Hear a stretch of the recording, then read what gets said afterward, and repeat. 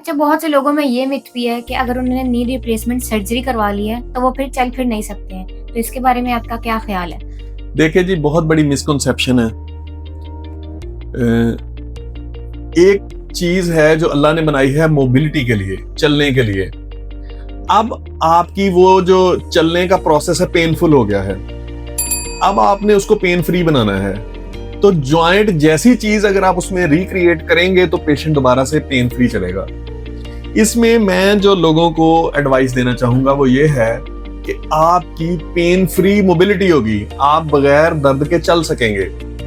یہ سوچنا کہ یہ آپریشن ہوگا تو چل نہیں سکیں گے، یہ ایک بہت پرانی مت ہے. یہ اب آپ سمجھیں کہ ختم ہو چکی ہے. ختم کیسے ہوئی ہے؟ اس میں ریپلیسمنٹ کے بعد جس چیز سے مریض خراب ہوتے ہیں وہ ایک ہے، اس کا نام ہے فزیو تھراپی. جس پیشنٹ کی فزیو تھراپی ٹھیک نہیں ہوگی سرجری کے بعد وہ نہیں چل سکتا. وہ ہم بھی آپ کو بتا دیتے ہیں کہ جس پیشنٹ کی پوسٹ سرجری فزیو تھراپی اچھی نہیں ہوگی وہ نہیں چل سکتا. سیکنڈ، آپ نے پیشنٹ کو میں یہ بتاتا ہوں، میں اپنے مریضوں کو یہ بات بتاتا ہوں کہ آپ یہ دیکھیں کہ آپ کو اس میں گین کتنا ہوگا کہ آپ روز پین کلر نہیں کھائیں گے پھر، اور آپ بغیر درد کے چلنے کے قابل ہوں گے اگر آپ 4 to 6 ویکس اچھی فزیو تھراپی کرا لیں.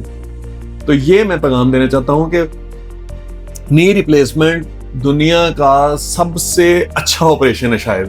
جو ریپلیسمنٹ جتنی بھی ہیں سب سے اچھے ریزلٹ ٹوٹل نی ریپلیسمنٹ کے ہیں. ٹھیک ہے، اس کی کوئی وجہ ہے. وجہ یہ ہے کہ اس میں پیشنٹ پین فری چل سکتا ہے اور پیشنٹس آر ویری ہیپی. ٹھیک ہے. جو شوگر کے مریض ہیں ان میں یہ مت ہے کہ اگر انہوں نے اپنی سرجری کروا لی تو ان کو انفیکشن ہو جائے گا، کیا یہ ٹھیک ہے؟ اور اگر نہیں تو اس بارے میں آپ کیا کہنا چاہیں گے؟ نمبر ایک، اس کے اندر جو چیز ہے وہ یہ ہے کہ پیشنٹ کا شوگر کنٹرول ہم اچھا رکھتے ہیں، اسٹرکٹ کنٹرول رکھتے ہیں. پیشنٹ کو ہم سجیسٹ کرتے ہیں کہ اپنے میڈیکل کنسلٹنٹ سے اپنے آپ کو انسولین کے اوپر شفٹ کروائیں، اور اس کے بعد ہم اینٹی بایوٹکس دیتے ہیں ان کو.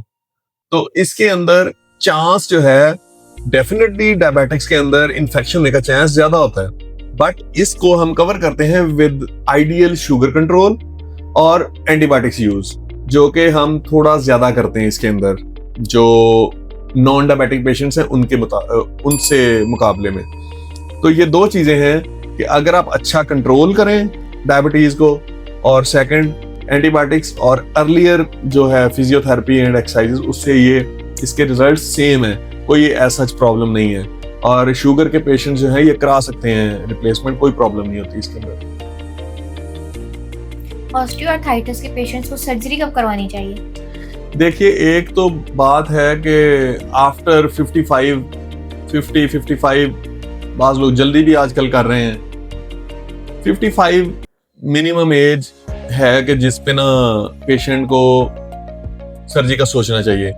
سیکنڈ چیز ہے کہ گریڈ آف آرتھرائٹس کیا ہے. Grade of arthritis grade 4 arthritis کے اندر جس میں ٹانگیں ٹیڑھی ہونا شروع ہو جاتی ہیں وہاں پہ تو لازمی سرجری کرا لینی چاہیے.